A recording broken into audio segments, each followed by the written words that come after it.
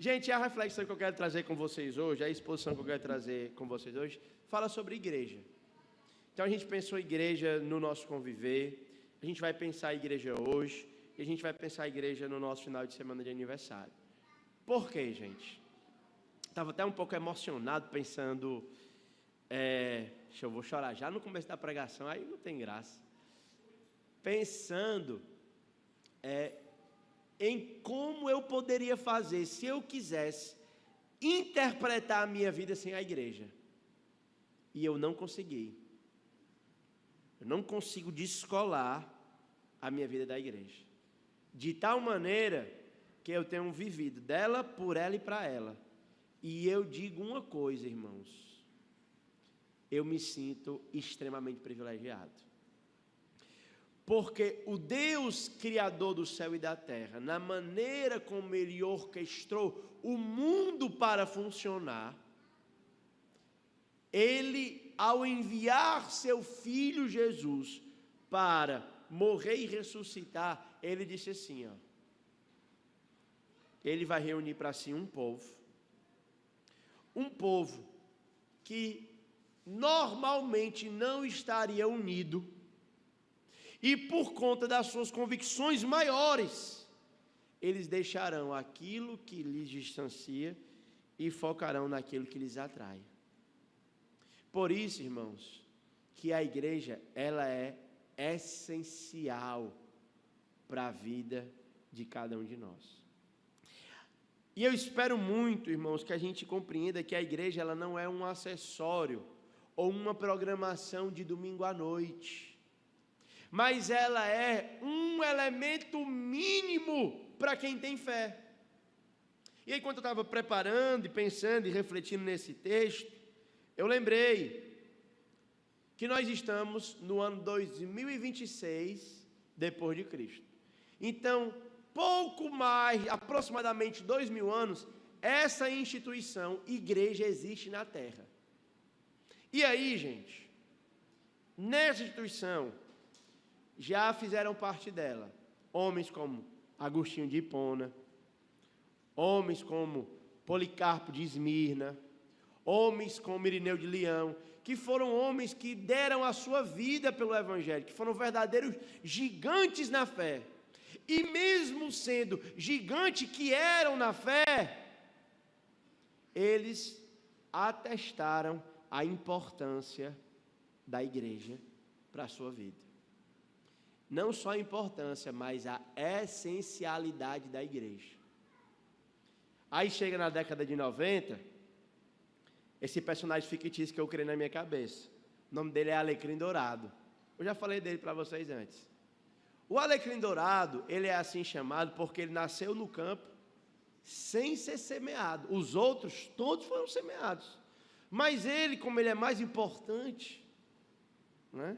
Aí ele não foi semeado e ele ainda é dourado. Na década de 90 surge que é o movimento dos desigrejados. São verdadeiros alecrins dourados. Porque em 2000 anos de história, todos os maiores homens, aqueles que tinham uma fé tão robusta a ponto do fogo os queimarem, e eles não negarem a fé, eles disseram assim: eu preciso da igreja, sem igreja eu não tenho fé. O Alecrim Dourado, porque agora o advento do YouTube, ele tem um celular, o smartphone, diz assim: eu não preciso de igreja. O que é que o Alecrim Dourado faria se jogasse ele dentro do Coliseu? O que é que vocês acham? Então, irmãos, não acreditem que a igreja, ela é simplesmente um bônus, ou um plus, ou que você consegue caminhar com Jesus sem a presença de outras pessoas com você, sem a presença de uma igreja local, porque isto não é possível, considerando pelo menos 2000 anos para trás que nós vivemos. Aí se você dizer assim: não, eu vou tentar, eu quero, porque eu nasci no campo sem ser semeado, então pode ser que eu consiga, não é? A grande ideia é essa. Então, igreja é uma bênção, e ela é essencial Primeira coisa que eu queria dizer, a guisa de introdução para vocês aqui. A igreja, ela é fundamental. Sem igreja não tem vida cristã. Amém? Amém. Segunda coisa. Existem igrejas verdadeiras e igrejas falsas.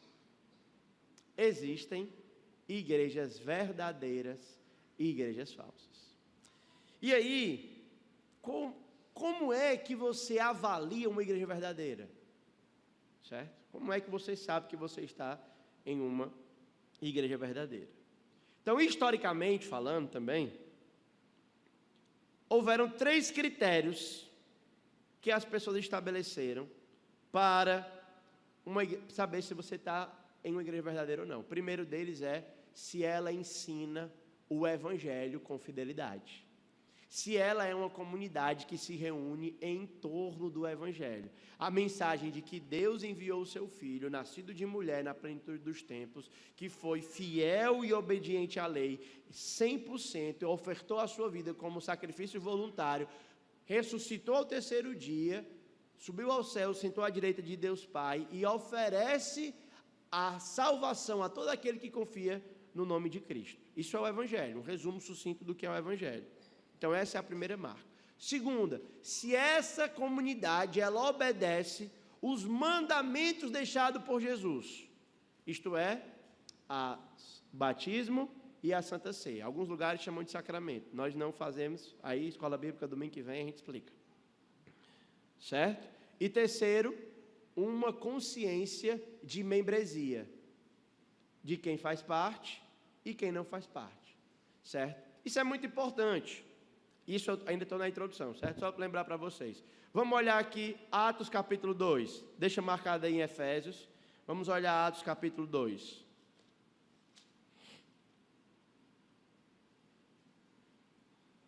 Versículo 41.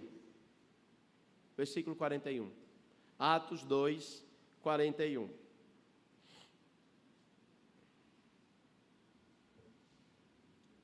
Então, os que aceitaram a palavra de Pedro foram batizados, havendo um acréscimo naquele dia de quê? Quase 3.000 pessoas. Vocês acham que se não houvesse na igreja primitiva uma consciência de quem era membro e quem não era, ele tinha preocupação em registrar o número? Não teria, não faz sentido. Eles sabiam quem era membro da igreja.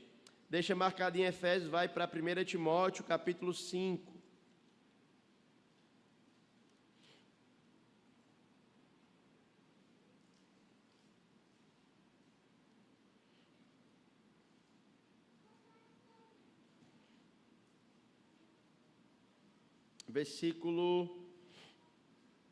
Vamos ler do versículo 3. 1 Timóteo 5, 3.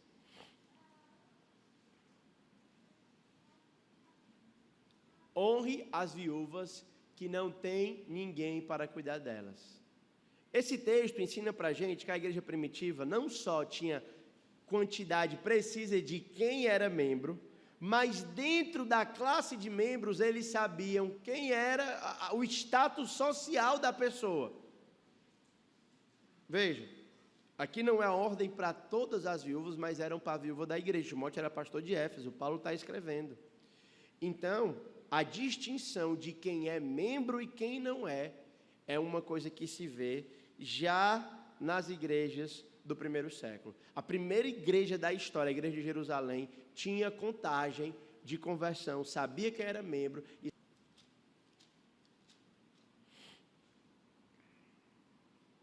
Verso 1.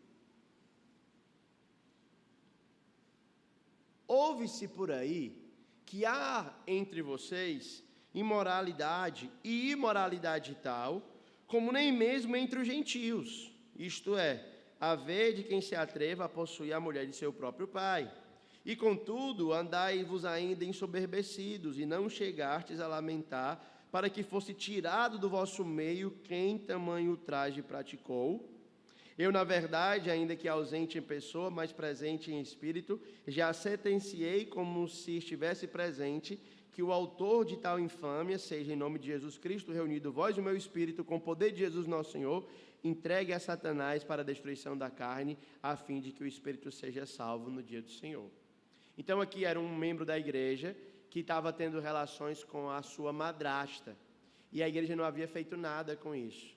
E Paulo então pede para que ele seja excluído, ou seja, tirado do rol de membros, porque essa postura, ela não condiz com a postura de um cristão. Então isso marca, primeiro, que eles tinham quantidade, que eles tinham uma organização de quem era viúva, de quem era líder, de quem era membro, de quem era diácono, o que cada um fazia, e eles tinham zelo pela moral da igreja, porque a igreja, como sociedade do evangelho, ela deve expressar, ela é o evangelho visível, e tal prática, sem arrependimento, perpetuada, ela não condiz com a natureza de uma verdadeira igreja. Portanto, a verdadeira igreja, ela é conhecida por pregação fiel do evangelho, obediência aos mandamentos de Cristo e claro conhecimento de quem pertence e de quem não pertence. Amém? Agora, dentre as verdadeiras igrejas, existem igrejas que são verdadeiras, mas que como um corpo não desfrutam da plena saúde que poderiam desfrutar. Por isso, então, que eu quero ver nessa noite com vocês 3 marcas que apresentam a saúde da igreja, conforme Efésios capítulo 4, certo? 3 marcas, para que você, primeiro, seja comprometido. Eu estou pensando aqui que cada irmão nessa noite vai ser como um... Esqueci a palavra. Qual é o nome daquele bicho no organismo que dá febre quando ele atua, hein? É o anticorpo, né? Então, a ideia é que a gente entenda qual é o vírus e todos nós sejamos anticorpos para que possamos promover a saúde do corpo. Vocês entenderam? Faz sentido essa ilustração? Faz, né? Também se não fizer, não dá para explicar muito tempo não. Aí depois a gente pensa, tá bom? Então vamos lá, vamos tentar ver como é que o Senhor revela para nós a saúde de uma igreja. Primeiro, capítulo 4 de Efésios, verso 1 ao 6, o Senhor vai dizer que a santidade da igreja ela é marcada pela unidade. O apóstolo Paulo começa dizendo assim, rogo-vos, eu, prisioneiro no Senhor, que andeis de modo digno da vocação a que foste chamado, com toda humildade e mansidão, com longanimidade, suportando uns aos outros em amor, esforçando-vos diligentemente para preservar a unidade no Espírito, no vínculo da paz. Há somente um corpo, há somente um Espírito, como também foste chamado numa esperança da nossa vocação. Há um só Senhor, uma só fé, um só batismo. Há um só Deus e Pai de todos, o qual é sobre todos e age por meio de todos e está em todos. Amém. Então, só para a gente lembrar aqui, o apóstolo Paulo está escrevendo essa carta para apresentar de novo o Evangelho. A cidade de Éfeso estava sendo atacada e foi ao longo de toda a história por falsos mestres. Essa foi a razão pela qual Paulo mandou Timóteo para lá. Lembre de Timóteo capítulo 1, verso 3, por essa causa te mandei até Éfeso, para que pusessem em ordem as coisas restantes, não, isso é Creta, né? Para que lidasse com os falsos mestres de lá. Desculpa a confusão.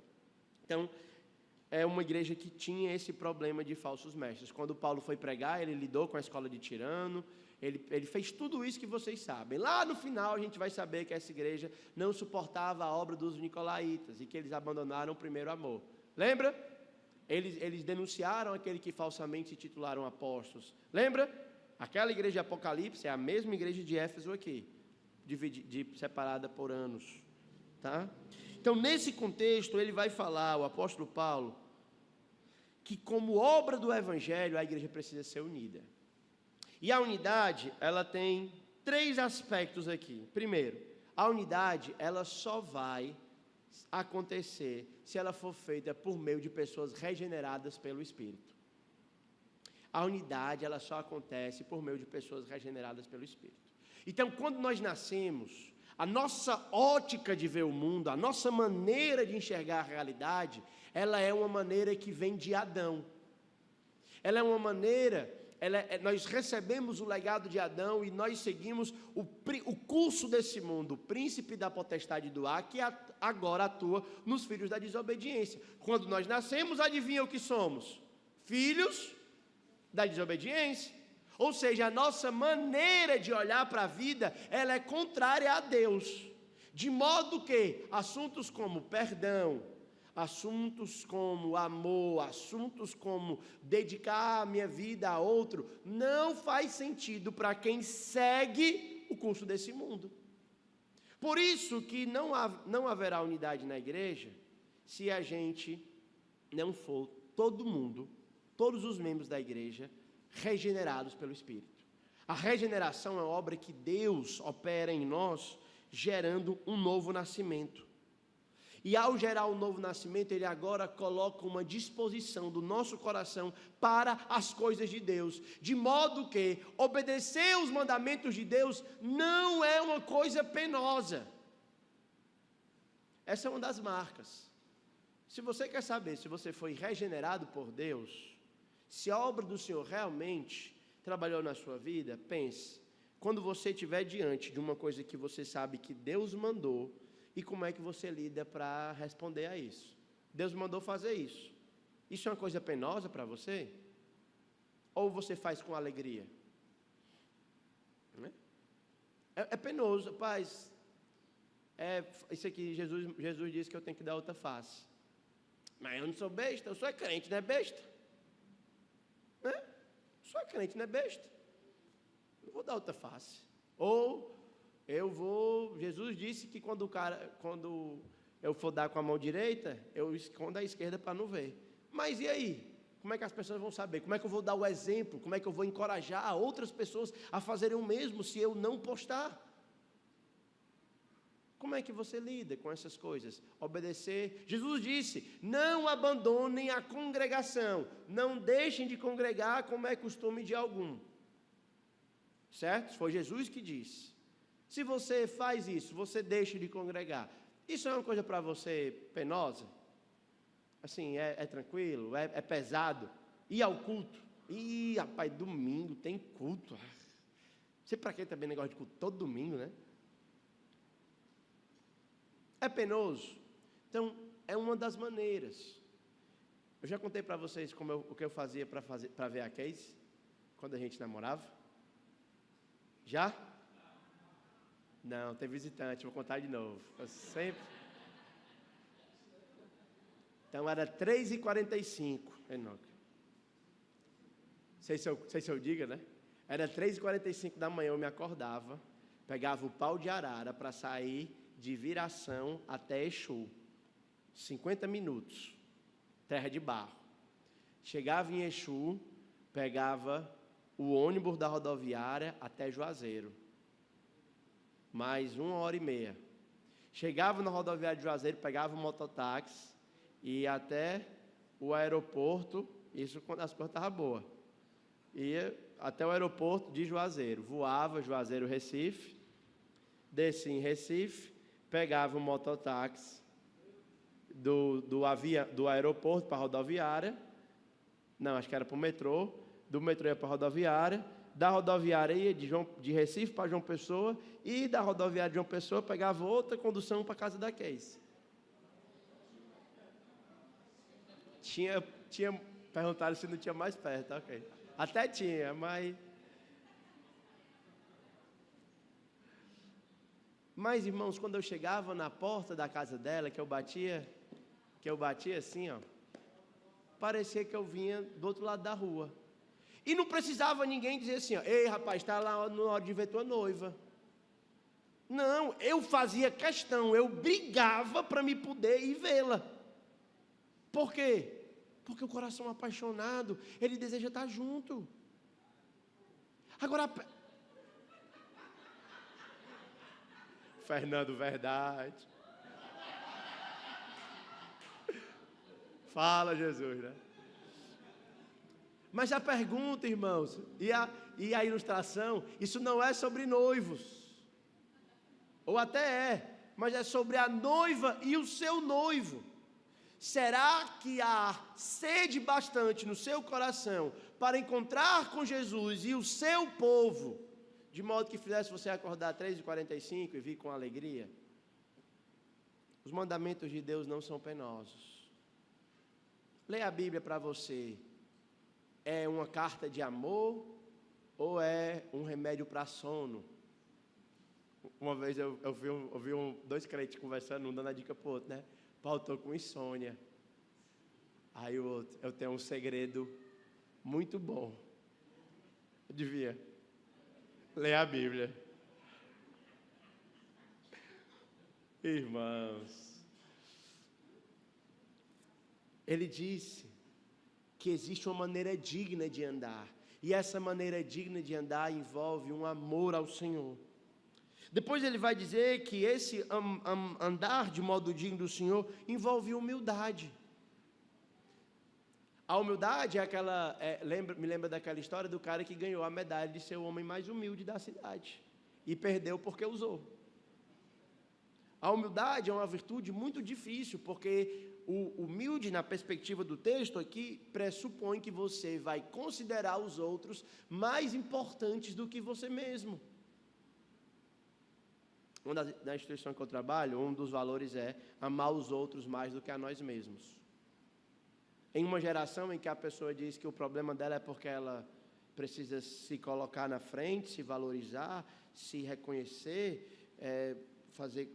buscar autoestima, coisas dessa natureza, não cabe humildade.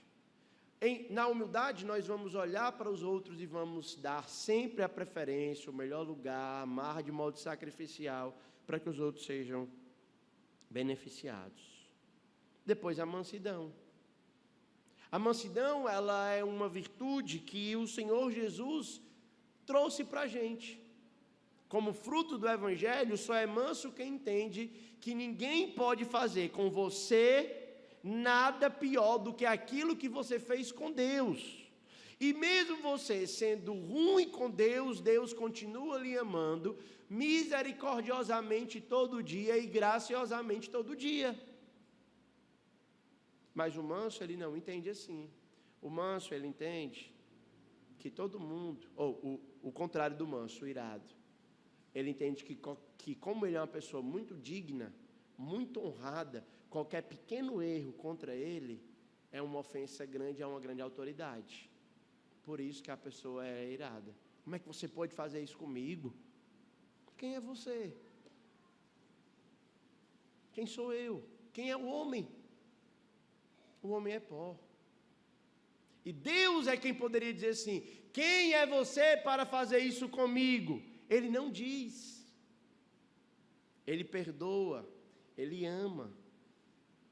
Irmãos, isso é a forma como o Evangelho muda a nossa vida.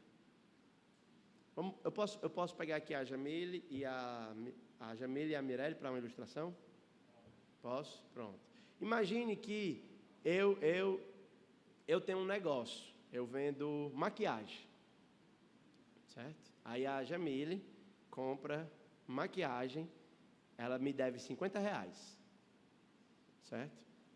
E a Mirelle, como é mais espiritada, me deve 1 milhão. 1 milhão não, que ela pode pagar. 10 milhões. 10. Aí chega no próximo domingo, as duas falam assim, lá ali eu estou ali depois do culto, estou ali com a minha banquinha, né? Aí a Mirelle, eu falei com o Júnior, ele não vai ter os 10 milhões para essa semana, não. Talvez nem para esse ano. Aí a Jamilé também não vai dar certo não, lá em casa está ruim, os 50 conto. Aí eu disse, não, vamos fazer o seguinte, gente, vamos deixar para lá, está perdoada a dívida. Vocês acham que a Jamile vai ter a mesma gratidão no coração que a Mirelle vai ter? Quem será mais grata das duas? Por quê? Porque quem muito é perdoado, muito ama. Então, quem não é manso, o segredo da mansidão é entender a sua pecaminosidade. é você entender que você devia 10 milhões para Deus e você não tinha como pagar. E qualquer ofensa que a pessoa faça com você, ainda que ela lhe esquarteje, é R$50 perante o que você fez com Deus. Ainda que ela lhe torture, bote agulha na sua unha. Se você for comparar com aquilo que você fez com Deus, ela ainda fez 50 e você deve 10 milhões. Amém? Desse jeito, nós teremos se todo mundo compreender isso, a unidade será muito mais fácil. Bom? Depois ele fala, longanimidade. A longanimidade, ela é a paciência que perdura. O paciente é assim, rapaz, o fulano me passou a semana toda perturbando. Tá? Todo dia que o fulano me perturba, o Beltrano, todo dia, a semana todinha. Você não explodiu? Não explodi. Rapaz, você é paciente. Graças a Deus. O longânimo, ele tem a habilidade de, durante 50 anos, de segunda a sexta, o fulano perturbar e ele não explodir, porque ele tem capacidade de perseverar na paciência. Porque ele ama. E o amor, tudo espera, tudo suporta. Tudo suporta. E a ideia é de suportar uns aos outros em amor. Por quê, irmãos? A gente precisa ser honesto. Se nós queremos ser uma igreja saudável, a gente precisa entender que vão existir pessoas difíceis no nosso meio, começando por você. É que eu falo pessoa difícil, aí todo mundo, o pastor está falando do Beltrano, né?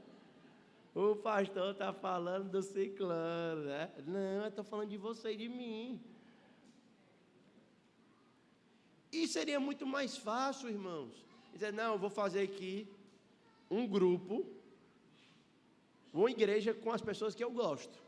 Aí eu vou fazer uma integrar de 12 anos, vai ser o processo, só vai entrar na igreja, seria muito mais fácil. Mas da maneira como Deus estabeleceu, não é assim. Nós não escolhemos os nossos irmãos de fé. Deus pode trazer para este lugar, ou para qualquer outra igreja, quem Ele quiser. Pessoas que você julgue fácil, pessoas que você julgue difícil. Quanto a nós, cabe nos resignar o nosso papel de suportar. Não é só suportar, irmãos. É fazer isso como? Em amor. Amando. Amém? Aí ele vai dizer no verso 3, esforçando-se diligentemente. O esforçar diligente aqui, irmãos, requer uma ação coordenada, uma disciplina mental, uma decisão ativa de tomar a decisão. E esse esforço é para quê? Olha o texto. Para que é o esforço? Para preservar a unidade. Preservar a unidade no Espírito.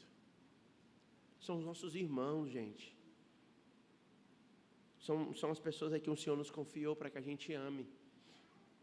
E dentro desse ato de Deus, Ele espera que haja paz.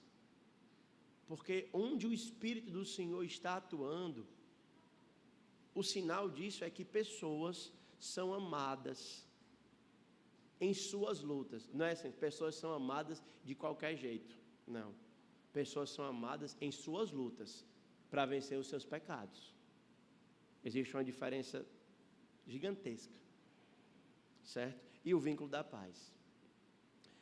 Roda um vídeo meu na internet. Aí. Que é o pastor reformado no culto pentecostal, né? Aí eu estou lá, estátua assim, o fogo truando. E alguém vem me perguntar, por que é que você não... Quando o Espírito de Deus assim te visita, assim, tu não tem vontade de dar glória a Deus e sair sapateando e rodando? Eu disse, rapaz, eu respeito muito quem toma isso, mas quando o Espírito de Deus visita uma igreja,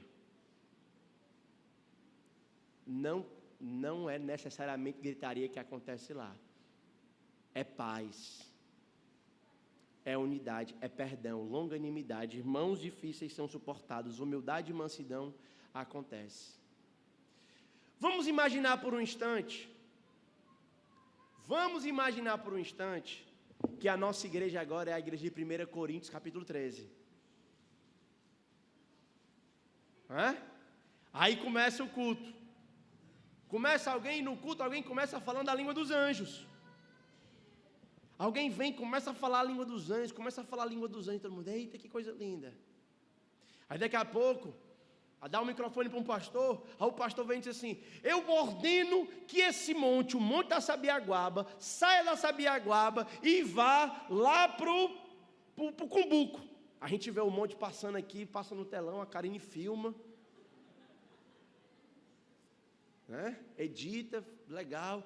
Aí todo mundo, meu irmão, esse pastor aí tem fé. Aí depois chega outro, alguém na igreja de muitas posses, aí diz assim, rapaz, é o seguinte, Deus tocou aqui no meu coração, eu vou vender tudo que eu tenho, eu vou dar para os pobres, a gente vai abrir aqui um orfanato, tudo que eu tenho, eu não sei nem como é que eu vou viver, eu vou dar tudo que eu tenho para ver entre os pobres. Aí levanta um dos nossos jovens e diz assim, pô, meu irmão, eu vou para o Oriente Médio, eu quero ir para um lugar onde eles matam crente, eu quero dar o meu corpo para ser queimado. O que é que todo mundo diria? Uma igreja onde tem gente falando em língua, onde tem monte andando, onde tem todas essas coisas. Todo mundo diz assim, ali há o verdadeiro fogo pentecostal. O avivamento chegou. Sabe o que é que o Senhor diz, irmão? Sabe? É como um sino. Vocês lembram? Depois falei que eu esqueci. Eu vou lembrar, sino que retine, né? Não serve de nada, ressoa. Ainda que eu fale a língua dos anjos e dos homens, se eu não tiver amor, serei como bronze que soa, ou como símbolo que retine. Não serve de nada, irmãos. Nada disso tem proveito.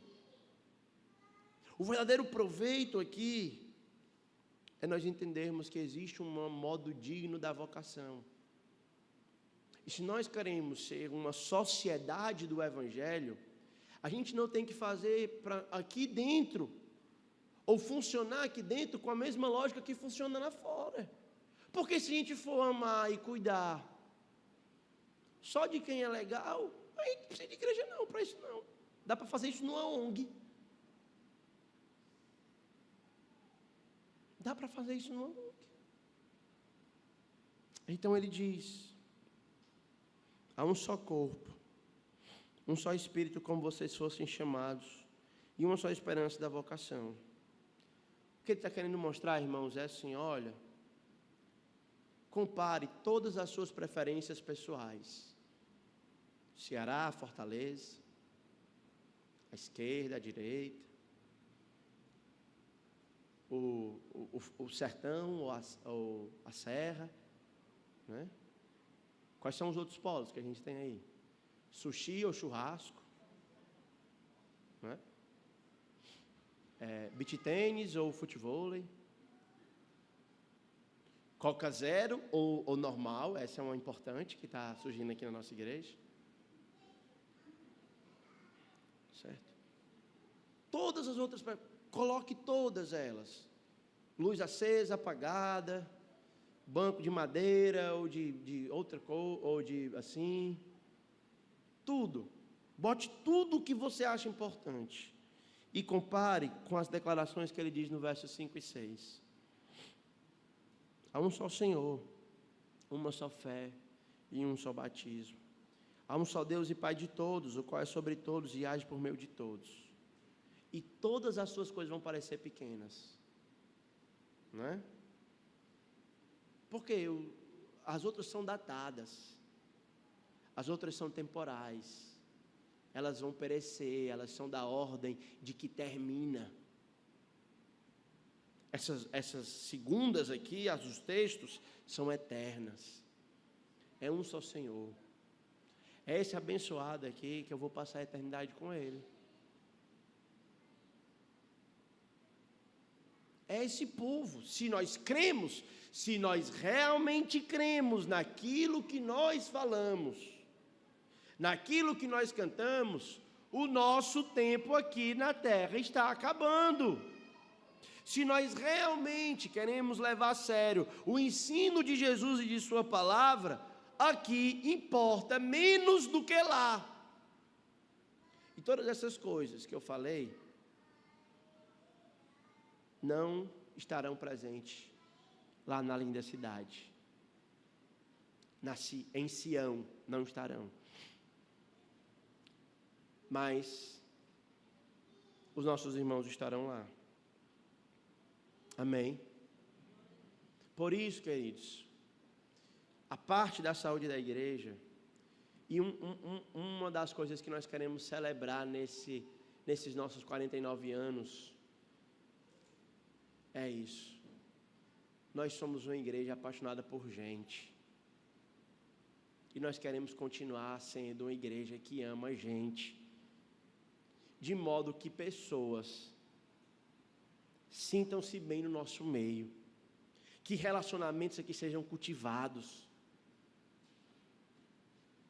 Entende? Que as dificuldades que existem, elas sejam superadas. E que nós juntos consigamos caminhar, empurrando um ao outro para mais perto de Jesus, porque nós entendemos que não é possível caminhar com Jesus e não caminhar com a igreja. Não é possível amar o noivo e esquecer a noiva. Não é possível sustentar-se no fundamento e ser uma pedra solitária. Nós precisamos uns dos outros. Eu preciso, vou cantar não, que tem poucas, se as cadeiras estivessem lotadas, eu poderia pensar. Então eu vou só declamar. Eu preciso de você, você precisa de mim. E nós? Quando, irmãos? Até o fim, sem parar, sem cessar, sem vacilar. Sem temer e sem chorar. Amém. Por isso, irmãos, que essa canção que a gente vai se preparar para cantar,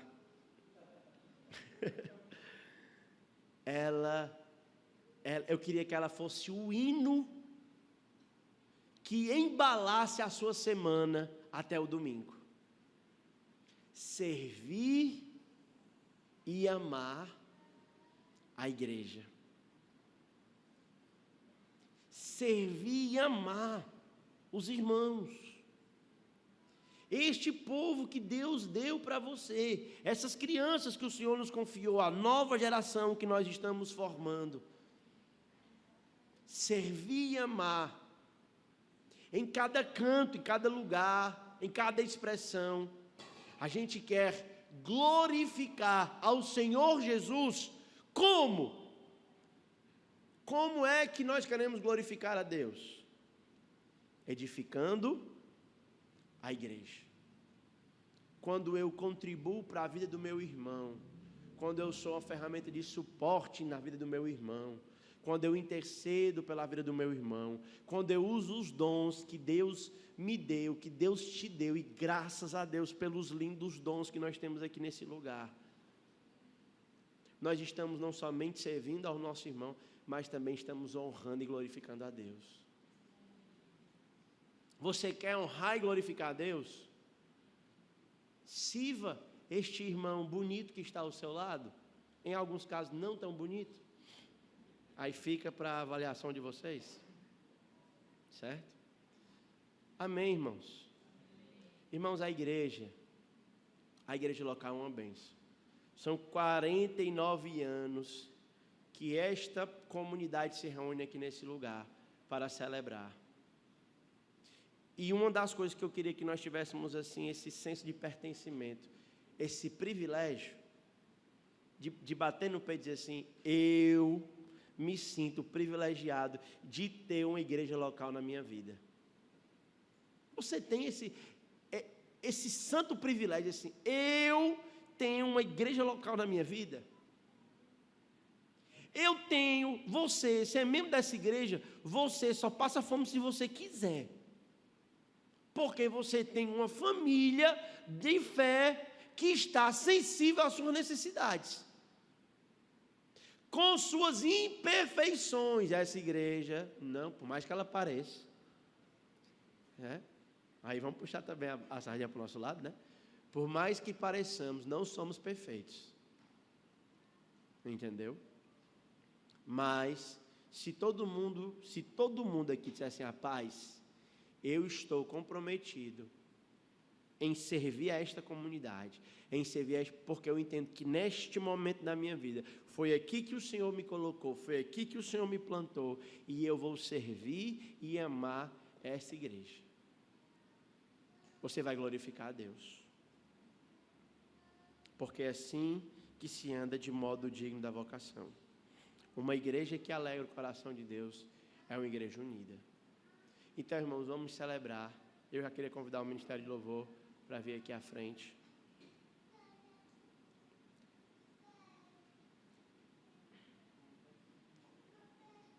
E eu queria que nessa semana, você passasse assim a semana lembrando do privilégio. A gente teve no momento do conviver assim, testemunhos muito legais de como essa igreja trabalhou na vida dos irmãos, de como ela foi usada na vida dos irmãos, de como ela foi uma bênção na vida dos irmãos. E é um preparativo também para os 49 anos, mas ano que vem, queridos, é 50, entendeu? É 50, eu digo igual o pastor João Paulo, meu chapa, aí 50, o pastor João Paulo falou, aí 50 é 50, aí o negócio tem que ser de arrebentar a boca do balão, entendeu? Amém? Então eu queria que nós tivéssemos nessa semana, celebrássemos, nos preparássemos para no sábado estarmos aqui reunidos, celebrando o Senhor, e com essa disposição do coração, disposição de que eu vou fazer o possível para servir a minha igreja, para amar a minha igreja. Por quê? Porque Jesus me colocou aqui. O Deus sábio, na maneira como orquestrou o mundo, disse para você: você precisa de um corpo, você precisa de uma igreja local. E aí, irmãos, Deus tem feito tantas coisas legais. Tem um menino nascendo, tem gente casando, tem gente se batizando, tem a turma passando na faculdade. Ser pastor é muito legal. A gente brinca que o pastor, ele senta, imagina que aqui é um teatro. Muito legal isso. Fica emocionado. Imagina que é um teatro. Peraí.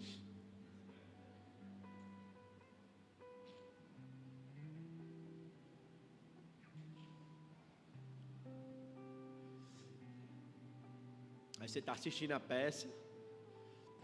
Eu fui, por exemplo, assistir as meninas dançando lá no Jardim Alencar, né, ali. No começo eu cheguei atrasado, eu fiquei numa parte ruim. Aí dava para ver só metade. A gente ficou no lado assim, tinha coisa que acontecia ali no cantinho que não dava para ver. Aí depois eu fui pro outro lado, aí dava para ver só outra parte. Só que depois, quando eu fiquei no meio, eu conseguia ver tudo que estava acontecendo no palco. Que a gente ficava procurando onde a Karine, a Liz, a Jamile e a Sofia estavam. A gente ficava correndo, né? Que a gente assistia a peça, mas a gente só queria ver elas. A verdade é uma só. Mas talvez alguns de vocês vejam o que Deus está fazendo nessa igreja e vocês só veem a metade, assim, ó. Aí vocês, às vezes, tem confusão que acontece, aí vocês nem veem, só que Deus já visitou lá, houve o abraço do perdão, houve a restauração, e a turma está aqui agora reunida, adorando o Senhor junto. Houve um irmão que estava passando por dificuldade, estava desempregado, aí falou: pai, vamos orar.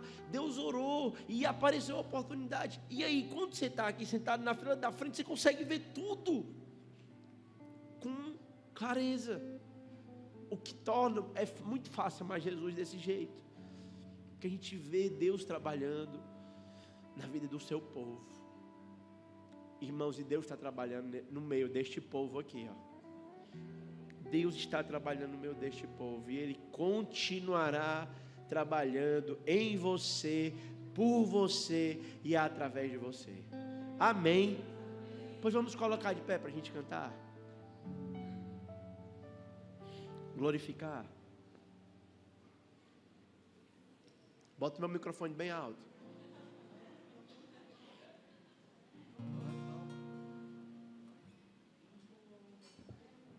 Ei, vamos cantar de mão dada, assim, bora. Todo mundo, junta aí, ó. Junta aí o coralzão. Estou empolgado hoje.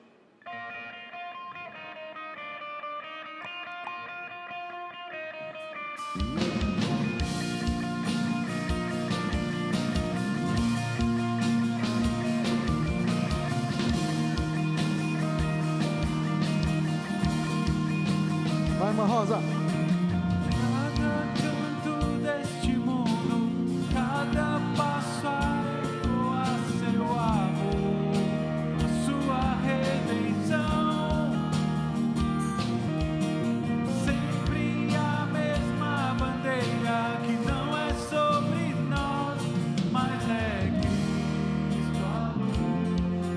Senhor e Rei, o grande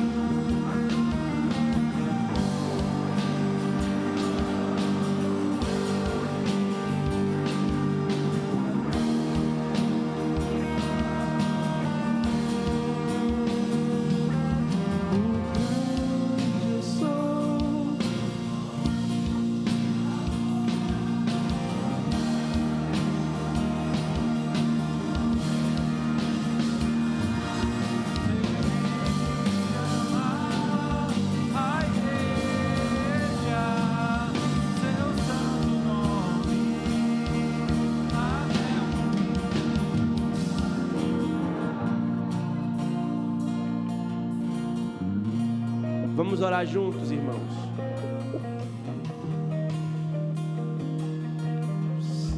Cantar e celebrar e orar, dizer que até o fim vamos glorificar o Senhor, servindo a sua igreja, servindo esse povo que Deus deu, essa família que Deus lhe deu, essas pessoas que nós compartilhamos a mão, é o povo que Deus nos deu pra gente amar. Portanto, vamos orar ao Senhor. Senhor, nós te agradecemos pela nossa igreja.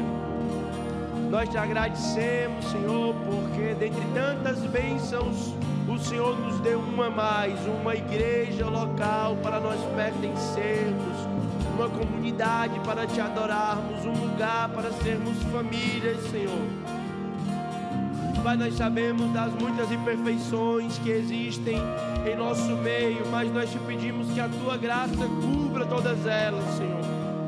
Nós cremos que em tua palavra o Senhor afirma que o amor cobre a multidão de pecados. O amor do teu Espírito cobre a multidão de pecados. Portanto, Senhor Deus, faz-nos um, Senhor. Faz-nos um, homens e mulheres. Faz-nos um, jovens e idosos. Faz-nos um, solteiros e casados. Faz-nos um, Senhor. Quebra, Senhor Deus, todas as dificuldades, toda barreira de separação, Senhor Deus, eu te peço, trabalha no meio do teu povo, caminha no meio do teu povo, Senhor Deus, quebra toda barreira de separação, Senhor, pelo poder do teu Espírito, embeleza a igreja do Senhor que está reunida aqui nesse lugar, atavia a tua noiva, Senhor, atavia a tua noiva, Senhor. Nós celebramos, Senhor Deus, nós te adoramos, Senhor Deus, nós te glorificamos, nós te exaltamos pela nossa igreja.